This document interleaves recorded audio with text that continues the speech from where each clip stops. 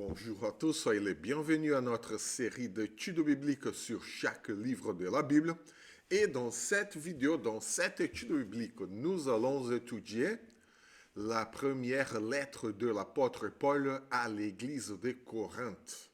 Et oui, et nous pouvons dire déjà, on va mettre notre tableau blanc, le voilà. Euh, l'église de Corinthe, elle était établie à la ville de Corinthe, bien évidemment. Et la ville de Corinthe était une ville très importante. Pourquoi? Parce qu'elle avait une position stratégique. Hein? Elle était située en Grèce, hein, aujourd'hui en Grèce. Et cette ville, la ville de Corinthe, servait comme une sorte de carrefour entre l'Orient et l'Occident, ce qui attirait les commerçants, les philosophes et les voyageurs. Okay? C'était aussi une ville d'une pluralité religieuse et philosophique extraordinaire. Hein? Et la ville de Corinthe, elle abritait tout un mélange de cultes païens, de cultes de mystère. Euh, le culte d'Aphrodite, par exemple, était bien situé dans cette ville de Corinthe, entre autres choses, et même des diverses écoles philosophiques grecques, par exemple comme le stoïcisme et l'épicurisme. Hein? On n'a pas le temps de développer ces deux courants philosophiques, mais elles étaient un peu à l'opposé l'une de l'autre. Et Corinthe faisait partie de ces villes où ce courant philosophique était vraiment très important. Hein. Et tout cela créait en fait une sorte d'environnement religieux, culturel, intellectuel très complexe et souvent en opposition au message de l'évangile. Hein.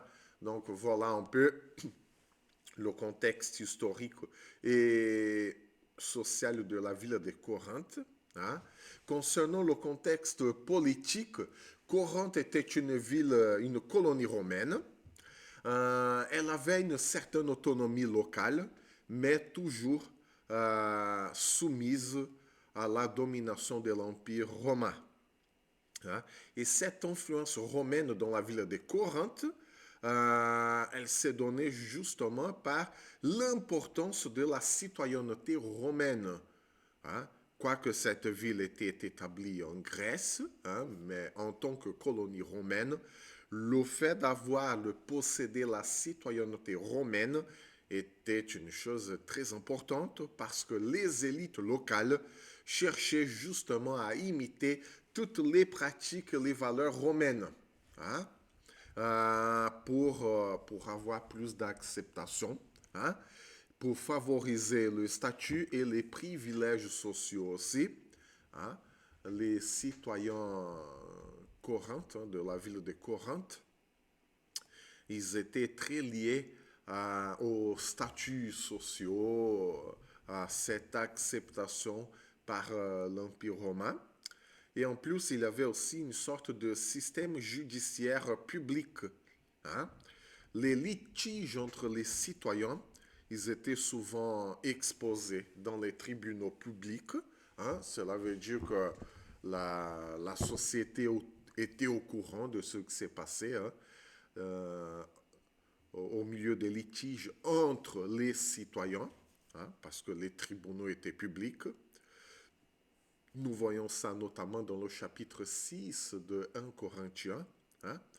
Et voilà l'un des sujets traités par l'apôtre Paul avec cette église, c'était justement qu'il fallait régler les différends entre frères et sœurs dans l'église et pas dans les tribunaux publics. Hein. Paul encourage les chrétiens à résoudre leurs conflits au sein de l'Église. Hein. Concernant un peu plus le contexte social, hein, elle était connue pour sa diversité sociale, hein, et culturelle, bien évidemment, mais il y avait aussi des inégalités sociales. Hein. Cette ville possédait une élite riche, hein, et très cultivée, une classe moyenne commerçante, hein, disons la bourgeoisie de l'époque, entre guillemets, hein, et une toute majorité des pauvres et même des esclaves. Hein. Et toutes ces disparités sociales, elles ont eu des effets dans l'Église. Hein. Elles se sont reflétées dans les tensions dans la communauté chrétienne, hein, notamment lorsque cette Église se réunissait pour commémorer le repas du Seigneur.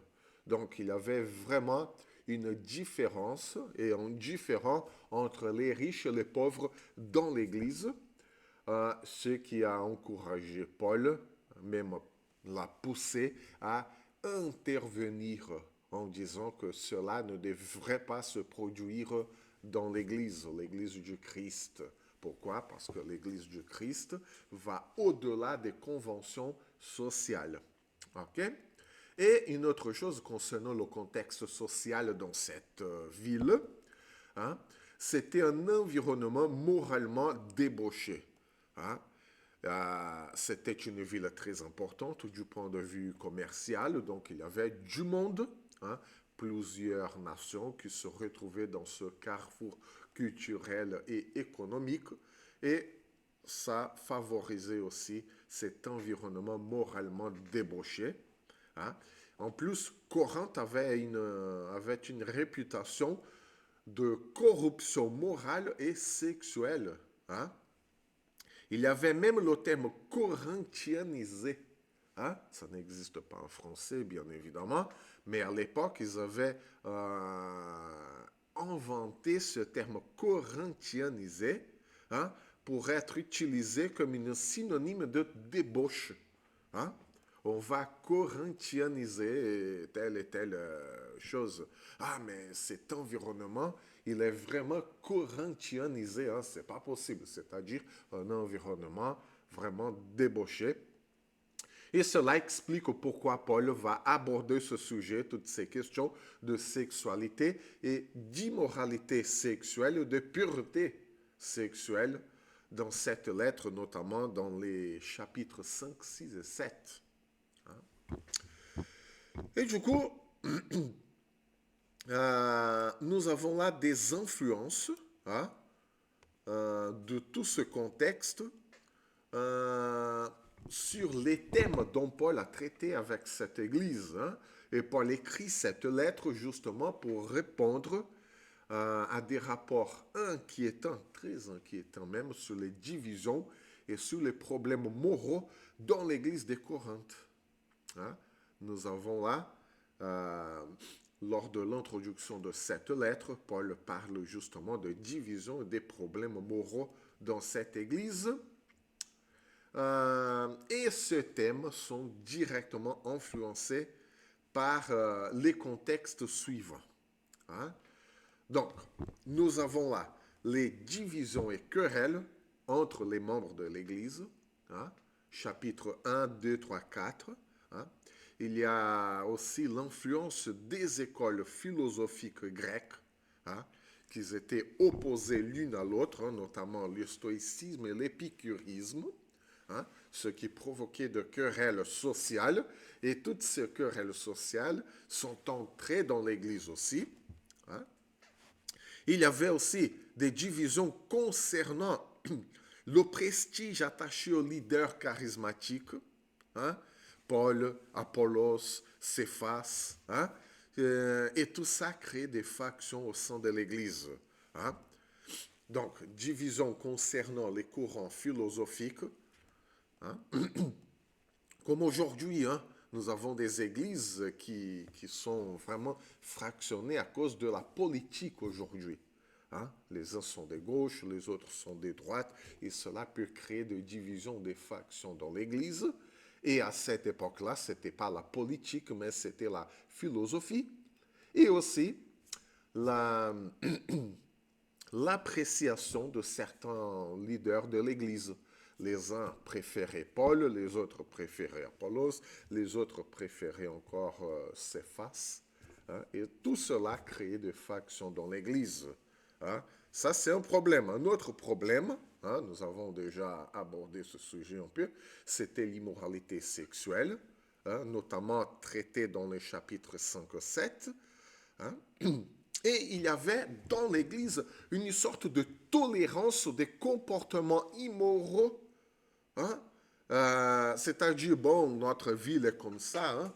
On ne peut pas faire grand-chose.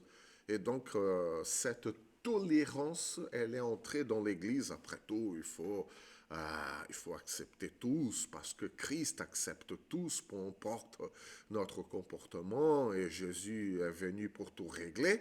Et on commence à accepter certains comportements immoraux dans l'Église. Hein?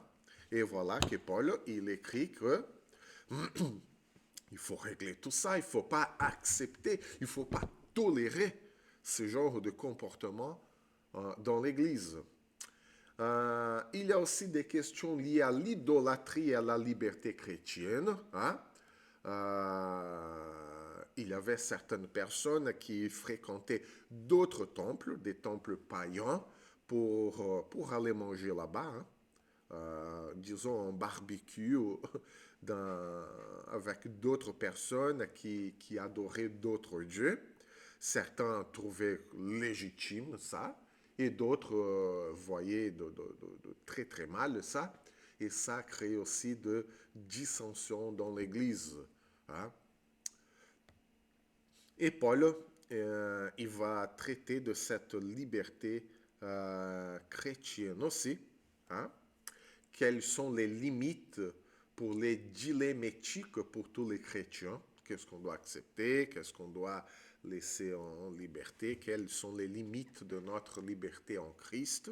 Et finalement, dans le chapitre 15, Paul parle de la résurrection. Pourquoi? Parce que toutes ces idées philosophiques grecques qui étaient rentrées dans l'Église, hein, laissaient certains chrétiens sceptiques face à une résurrection corporelle. C'était, hein, pour les Grecs, la résurrection corporelle, c'est un sujet inconcevable. Hein. C'était l'âme seulement qui ressuscitait, alors qu'une résurrection corporelle, c'était de la folie. Et certains chrétiens croyaient, ils étaient plus fidèles à cette philosophie grecque qu'aux enseignements des apôtres, notamment ceux de Paul, concernant la résurrection corporelle. Et donc, Paul va clarifier cette doctrine essentielle pour les chrétiens. Ce n'est pas possible d'être chrétien et ne pas croire à la résurrection corporelle. Et la pertinence pour les destinataires, et bien évidemment la pertinence pour nous aussi. Hein. Cette lettre de Paul est un effort pastoral, hein, qui visait à quoi exactement? Paul cherchait à unir une église divisée. L'église était divisée théologiquement, socialement, philosophiquement. Donc, Paul cherche à unir cette église autour de la centralité du Christ. Paul cherche à éduquer les chrétiens sur les implications pratiques de leur foi. Hein? Comment vivre la foi chrétienne dans un environnement hostile et contre la foi chrétienne même. Et Paul cherche à réorienter les valeurs des chrétiens dans cette ville de Corinthe vers une vie basée sur l'amour. Voilà le rôle du chapitre 13. Hein? L'amour comme une action qui favorise les autres, visant toujours la sainteté, plutôt que le prestige ou la sagesse humaine. On cherchait beaucoup le prestige vis-à-vis des autorités romaines. On cherchait la sagesse humaine par toute une sorte de philosophie grecque. Et Paul essaie de réorienter les valeurs des chrétiens de la ville de Corinthe, notamment dans un environnement très hostile comme cette ville. Et maintenant, puisque nous savons déjà le but, hein, l'objectif de Paul en écrivant cette lettre, nous allons voir maintenant comment est-ce qu'il a organisé son texte. Hein, quelle est la séquence logique des arguments de Paul pour cette église. Hein. Et là, Nous commençons par l'introduction qui va juste au verset 9 du premier chapitre. Paul commence par saluer les chrétiens de Corinthe. Paul va rappeler leur appel en Christ et les bénédictions qu'ils ont déjà reçues en Christ. Quel est l'objectif de cette introduction? Paul veut affirmer l'identité de destinataire des Corinthiens comme sanctifiés en Christ. Voilà, la sanctification, la sainteté du Christ qui vit dans la vie de Corinthe, des Corinthiens. Paul fait un appel à leur fidélité en Christ et ça montre aussi le lien avec le reste de la lettre, parce que cette ouverture pose les bases pour toutes les exhortations, les encouragements à venir, qui sont tous ancrés dans l'appartenance des Corinthiens à Christ. OK?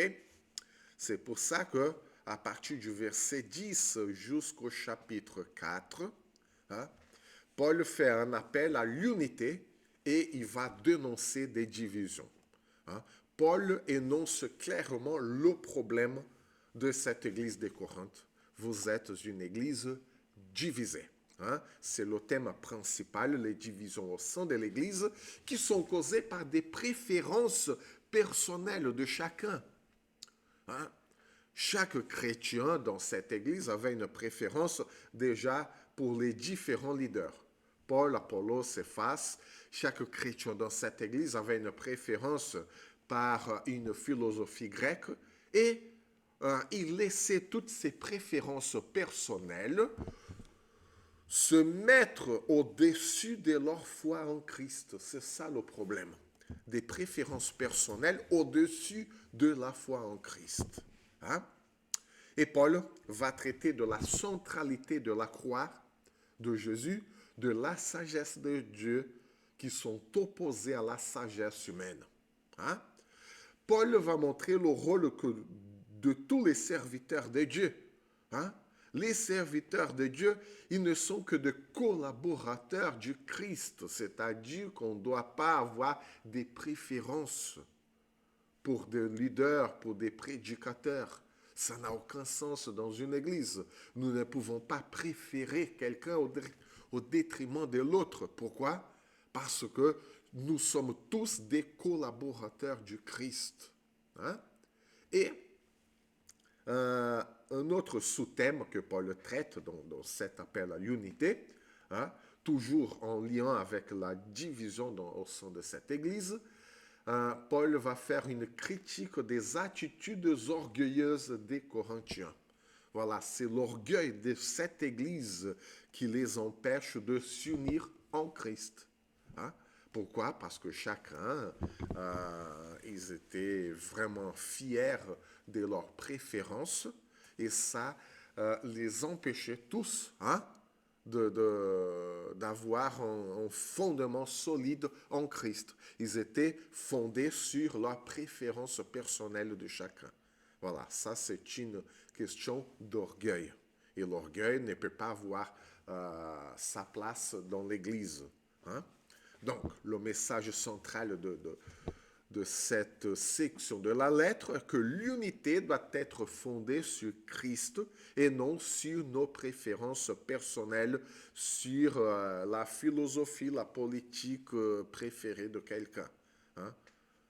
Ou le prédicateur, le pasteur, le leader préféré de quelqu'un. C'est l'unité en Christ, pas notre préférence personnelle. Après, Paul va traiter des problèmes moraux et éthiques au sein de cette église. Et ça fait l'objet de chapitres 5 et 6. Paul va aborder des questions d'immoralité sexuelle et de litige entre les chrétiens. Paul va parler aussi de la nécessité de la sainteté dans la communauté chrétienne. C'est-à-dire, c'est quoi la sainteté? La sainteté est d'être convaincu que nous avons besoin de la pureté de Dieu. Pourquoi? Parce que nos idées, politiques, philosophiques, religieuses, sociales, économiques, sont tout fausses. Hein, et il n'y a que la foi en Christ qui puisse nous purifier. Voilà, la sainteté, c'est une question de purification. Et notre purification vient de la foi en Christ et non de nos préférences, de nos choix sociaux, économiques, philosophiques, politiques. OK? Paul va traiter de certains points clés dans cette section de la lettre, notamment l'immoralité qui était tolérée dans l'Église et l'importance de l'exclusion disciplinaire. Oui, dans l'Église, parfois, il faut exclure certains membres qui ne s'adaptent pas à la façon de vivre en Christ. Si quelqu'un se disant chrétien, il commence à semer le trouble au sein de l'Église à cause de son comportement, cette personne n'est pas en Christ et on doit l'exclure de la communion, de la communauté chrétienne, parce qu'elle n'a pas compris grand chose. Hein? Une autre chose, les litiges entre les chrétiens et la gestion des conflits au sein de l'Église, c'est l'objet du chapitre 6 et Paul va critiquer cette Église en disant, mais pourquoi vous vous mettez en litige et en plus vous voulez que vos litiges soient réglés dans les tribunaux publics? C'est-à-dire que toute la société va voir que vous êtes en litige, que vous n'êtes pas unis en Christ. Hein? Après tout, vous laissez vos préférences personnelles se mettre au-dessus même de la foi et vous êtes tellement orgueilleux, tellement convaincu que vous avez raison au détriment de tous les autres que vous cherchez le règlement de vos litiges dans les tribunaux publics. C'est honte à vous, hein, Paul dit. Et juste après, il va reprendre le sujet de l'unité parce qu'il va dire que le corps, l'Église, c'est un corps. Hein, et toute l'Église, c'est comme un temple du Saint-Esprit. Hein. Toute l'Église, ce n'est pas nous individuellement. Hein. Nous tous ensemble, formons un seul corps et nous tous ensemble, sommes le temple du Saint-Esprit. Et voilà, si nous sommes tous le temple du Saint-Esprit, il y a la nécessité de la pureté entre nous, au milieu de nous. Hein? Et l'immoralité sexuelle et les litiges qui avaient dans cette église ne montraient pas qu'ils étaient montrés en fait qu'ils étaient impurs et qui n'avaient pas la conception qui formait un seul corps. Hein? Donc, un seul corps doit avoir une seule idée et non pas cette fracture à cause de préférences personnelles. Hein? Donc, voilà. Donc, la vie de tous les chrétiens dans l'Église doit refléter leur identité en Christ. L'identité en Christ, pas l'identité dans nos idées philosophiques, politiques, économiques, sociales. Okay? Notre identité est en Christ. Nous sommes chrétiens parce que nous croyons en Christ. Nous ne sommes pas chrétiens parce que nous avons telle et telle préférence dans la vie. Hein, que ce soit sociale, religieuse, politique, philosophique, et nous croyons en Christ aussi, comme si croire en Christ, c'était un accessoire dans notre vie. Non, nous croyons en Christ et ça fait notre nouvelle identité. Tous ceux qui sont dans l'Église, hein, ils sont censés avoir leur identité en Christ. Si quelqu'un est dans l'Église et il n'a pas d'identité en Christ, et en plus il commence à ne pas vivre selon cette identité en Christ, l'Église a tout le droit d'exclure ces personnes. Juste après, Paul répond aussi aux questions posées par les Corinthiens probablement, Paul avait reçu une lettre de cette église ou de quelques membres de cette église. Et à partir du chapitre 7 jusqu'au chapitre 11, Paul prend le temps de répondre aux préoccupations des Corinthiens.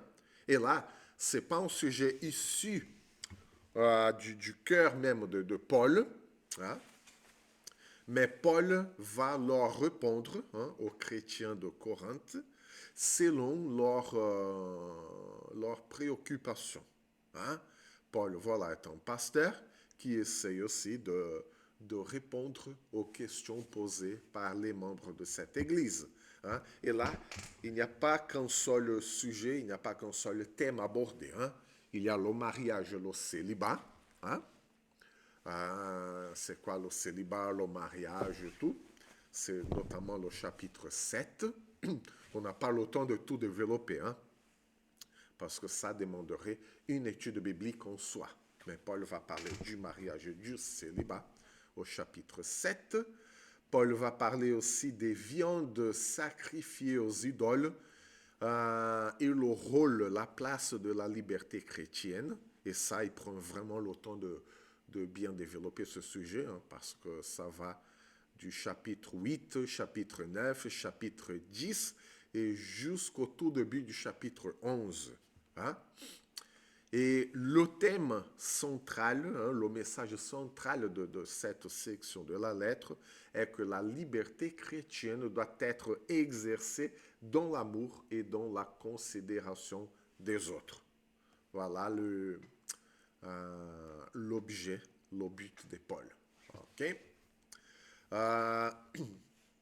Ensuite, à partir du chapitre 11, Paul va traiter de problèmes dans l'assemblée, hein, et la conduite de tous les croyants, des chrétiens. Hein. Paul va traiter même des désordres dans le culte. C'était une église vraiment problématique. Hein.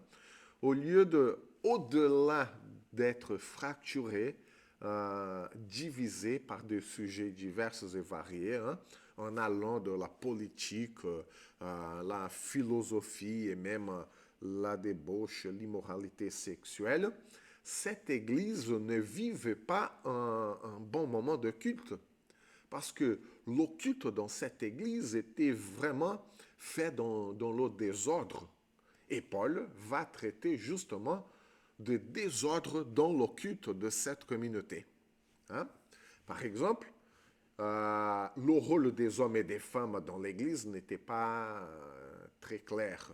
Hein? Donc, Paul va prendre le temps du verset 2 au verset 16 du chapitre 11 pour dire que, grosso modo, hein, tous ont le droit à la parole. Hein? Mais il faut avoir de l'ordre. Hein? Si quelqu'un parle en langue, qu'il y ait quelqu'un qui l'interprète, que ce soit 2, maximum 3 personnes qui le fassent. Les femmes doivent avoir le voile, mais il n'y a pas de distinction de parole, prise de parole par des hommes, par des femmes. Tous sont libres de parler à l'Église, sauf qu'il y a un ordre. Hein? Voilà le principe universel, hein, ce n'est pas même le rôle de l'homme, de la femme. Le principe universel valable pour toutes les églises de tous les temps, de tous les lieux, hein, c'est l'ordre dans le culte. Hein. Parce qu'après tout, chaque église, c'est une église différente.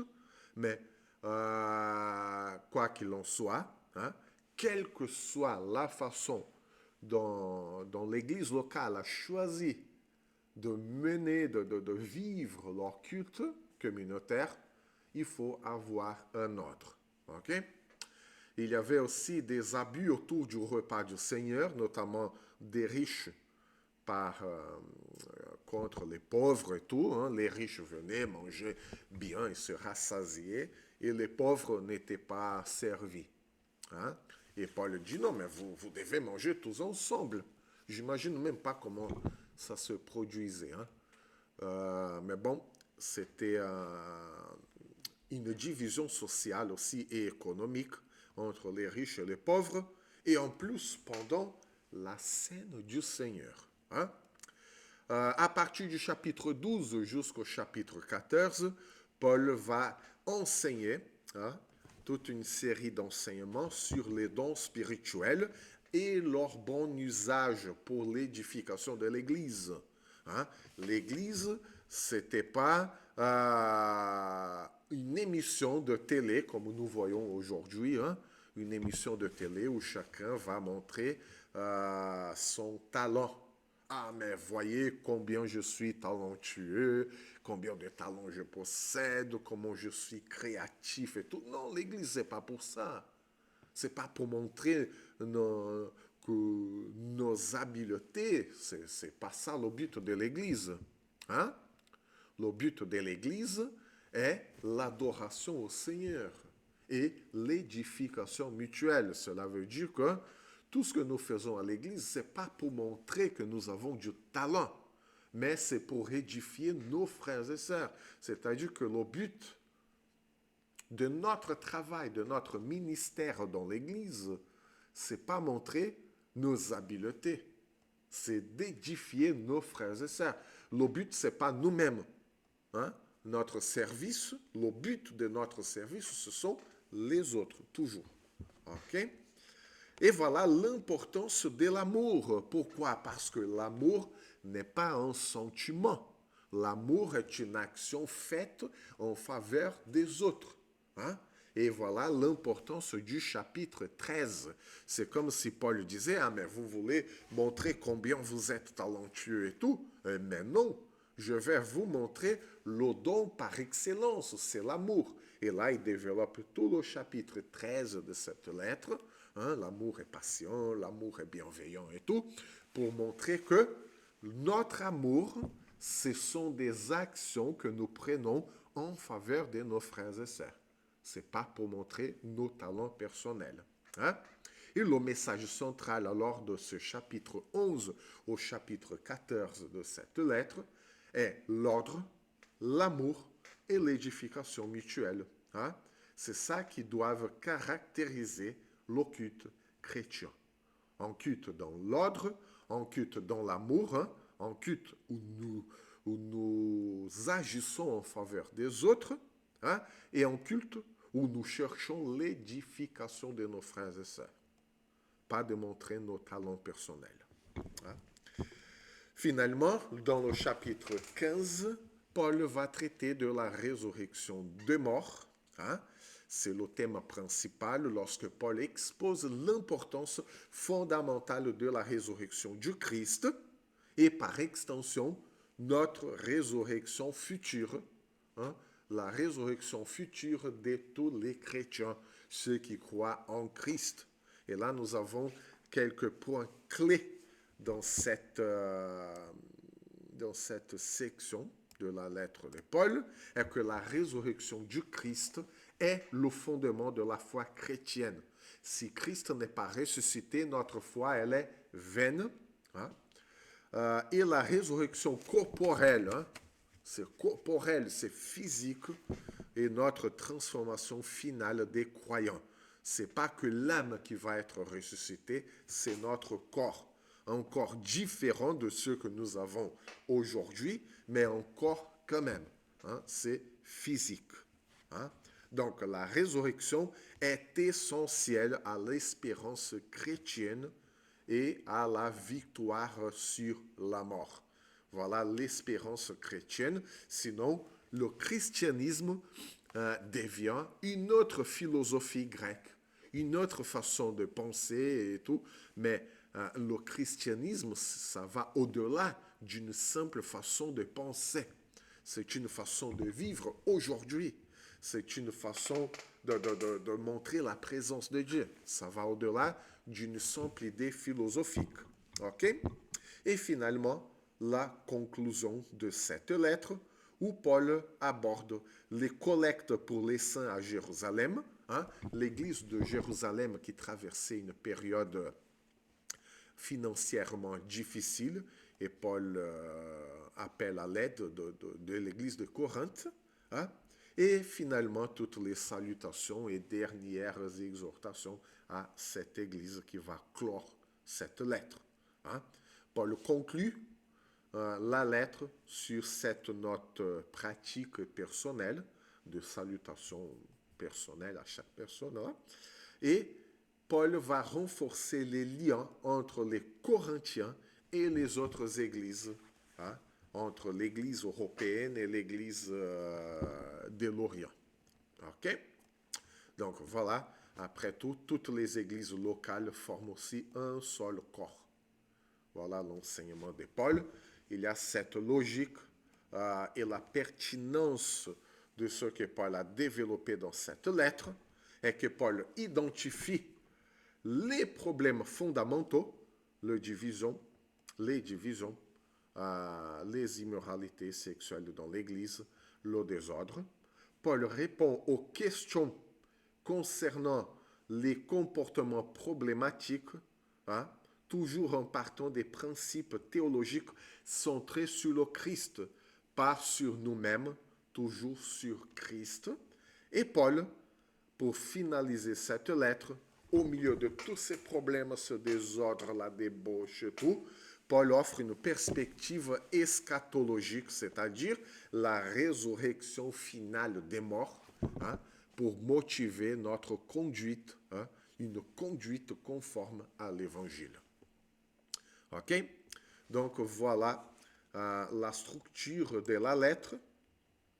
Et puisque maintenant nous connaissons la structure de la lettre aux Corinthiens, nous pouvons aborder quelques sujets théologiques, hein, dont Paul traite dans cette lettre. La première chose, et la plus importante à mon avis, est l'unité dans l'Église. Hein. Les divisions dans cette Église, elles étaient causées par des préférences. Hein. Et les Corinthiens se vantaient, ils étaient orgueilleux d'appartenir à Paul, Apollos ou Céphas. Ils étaient fiers de leur propre appartenance philosophique, mais personne ne se souciait du Christ lui-même. Donc Paul rappelle que Christ seul est le fondement de l'Église. Hein? Paul met en avant la nature de la croix, hein, qui renverse la sagesse humaine. Hein? C'est la mort sur la croix et la résurrection du Christ qui a mis fin à la mort, hein, qui renverse la sagesse humaine, la philosophie humaine et qui unit les chrétiens autour de la puissance de Dieu et pas sur nos préférences personnelles. Donc, Paul va souligner l'unité de l'Église en Christ, hein, et il faut rejeter les divisions fondées sur les critères humains. Après, Paul va confronter la sagesse de Dieu et la sagesse humaine. OK? Donc, pourquoi ça? Parce que la culture grecque valorisait la philosophie, la rhétorique, la façon d'exposer les choses, mais Paul oppose cette sagesse humaine à la sagesse de Dieu qui a été révélée sur la croix. Hein? Et pourquoi? Parce que la croix est un scandale pour les Juifs. Non, mais le Messie de Dieu, le Messie attendu, il est mort, c'est pas possible. Hein? Et une folie pour les Grecs, parce que lorsque Paul abordait la question de la résurrection corporelle, non, mais Paul, là, c'est une folie. Nous voyons ça en Actes chapitre 17, hein, par exemple. Hein? Lorsque Paul parlait de la création et tout, ça va, jusque-là, ça va. Mais lorsqu'il touche au problème, à la certitude de la résurrection corporelle, les Grecs ont dit non, mais sur ça, nous t'entendrons plus tard. Hein? Et c'est-à-dire que pour Paul, ce qui développe dans cette lettre, que les chrétiens sont appelés à dépendre de l'esprit pour comprendre les vérités spirituelles. Et nous ne devons pas dépendre de notre intelligence naturelle. OK? Donc, le contraste entre la sagesse de Dieu et la sagesse humaine est que le salut, notre salut, repose entièrement sur la grâce de Dieu et non sur notre compréhension des choses et non sur nos efforts humains. OK? Un autre sujet que Paul traite dans cette lettre est la sainteté et la discipline dans l'Église. Pour nous, c'est un peu tabou ce sujet, hein, la discipline dans l'Église, mais des cas d'immoralité sexuelle flagrante étaient tolérés dans l'Église et nous ne pouvons pas tolérer de l'immoralité sexuelle, nous ne pouvons pas tolérer le désordre dans l'Église, nous ne pouvons pas tolérer des préférences personnelles dans l'Église. Hein? Et si quelqu'un agit en fonction de ça, on doit exclure. Hein? Paul ordonne une discipline sévère, c'est-à-dire couper cette personne de la communion. Hein? Si elle persiste dans le péché, c'est-à-dire il n'a pas de repentance, il n'a pas de prise de conscience, oui, là j'ai tort, parce que je nuis à l'unité dans l'Église, hein?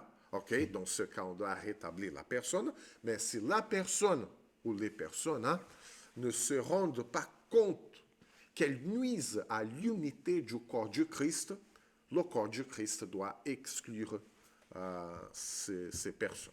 Ok? Pourquoi? Parce que la sainteté est essentielle pour le témoignage de l'Église. C'est quoi la sainteté? Rester pur dans un monde corrompu. Hein? Si la corruption rentre dans l'Église, on perd la sainteté.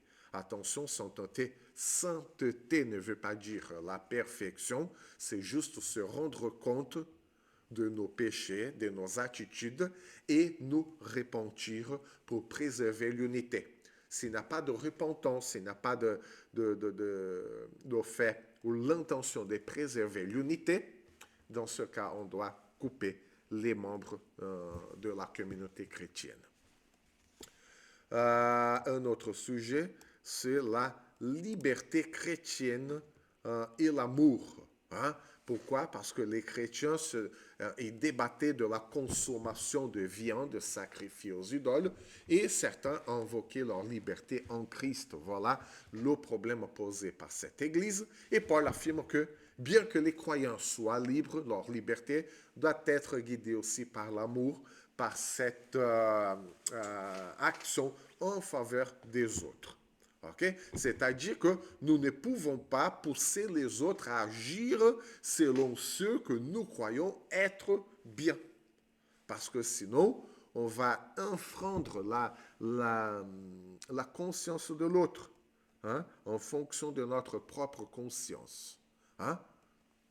Voilà le problème. Et donc, l'amour chrétien, hein, notre action en faveur des autres, est présenté comme la règle suprême dans l'Église, ce qui surpasse notre connaissance ou notre liberté individuelle. Ok?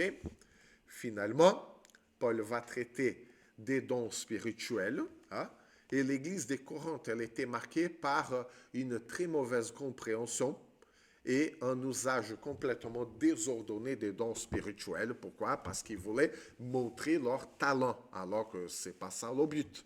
Hein? Et Paul va enseigner que tous les dons viennent du même esprit. Hein? Ce n'est pas une question d'être plus talentueux que l'autre, parce que c'est le même esprit qui a donné tous les dons. OK? Et tous les dons doivent servir à l'édification commune, pas montrer notre capacité ou notre talent. OK? Voilà l'importance de l'amour comme marque distinctive, parce que nous agissons en faveur des autres en utilisant nos dons, les dons que le Seigneur nous a donnés, pour montrer combien nous sommes spéciaux, particuliers, talentueux. Non, le Seigneur nous a donné des dons pour bénir les autres. OK? Donc, finalement, Paul va traiter de la résurrection des morts. Hein? Paul établit la résurrection du Christ comme le fondement de la foi chrétienne. Hein? C'est le ferme fondement de notre foi, la résurrection du Christ. Si nous ne croyons pas qu'il est ressuscité, à quoi bon se réunir à l'église pour rendre un culte à un Dieu qui n'est pas ressuscité? Hein? Et quelle est notre espérance ultime si Christ n'est pas ressuscité? Christ est ressuscité et nous le serons aussi. Voilà le fondement de la foi chrétienne. hein. La résurrection est centrale à l'espérance chrétienne et la résurrection des morts souligne la puissance de Dieu pour restaurer toute la création. C'est pour ça que l'Église s'oppose constamment à la façon de faire et de penser du monde. Hein? Nous croyons que Dieu va restaurer toute chose, toute la création. C'est pour ça que nous le louons, c'est pour ça que nous l'adorons. OK? Et finalement, Paul va traiter de l'éthique chrétienne et le témoignage chrétien. Hein? Paul répond aux problèmes de notre vie quotidienne, de la vie quotidienne de chrétiens, comme le mariage, le célibat, les litiges, les différends entre les chrétiens. Et tous les chrétiens doivent vivre de manière à glorifier Dieu, à montrer la présence de Dieu. Or, si je suis pleinement conscient de la présence de Dieu dans ce monde, je dois agir en conséquence. Pourquoi je vais me mettre en litige contre mes frères et sœurs? Hein? Voilà la question. Hein? Et les litiges entre les chrétiens doivent être résolus dans l'Église et non devant les tribunaux païens. OK? Donc, voilà une conduite chrétienne cohérente en fonction de notre pleine conscience que Dieu est présent dans l'Église, dans le monde, dans notre vie. Hein? Cette conduite chrétienne en fonction de notre pleine conscience que Dieu est là renforce notre témoignage, hein, le témoignage de l'Église en tant que corps du Christ dans un monde non croyant, dans un monde fracturé et divisé. L'Église reste unie malgré nos différences culturelles, sociologiques, économiques, politiques, philosophiques. Nous sommes unis parce que ce qui nous unit, c'est le Christ lui-même et pas nos préférences. Donc, voilà la lettre, la première lettre de Paul aux Corinthiens à une église fracturée, et Paul leur rappelle notre union, notre unité en Christ. Donc, à la prochaine vidéo, à la prochaine étude biblique. Que le Seigneur vous bénisse, que le Seigneur vous garde.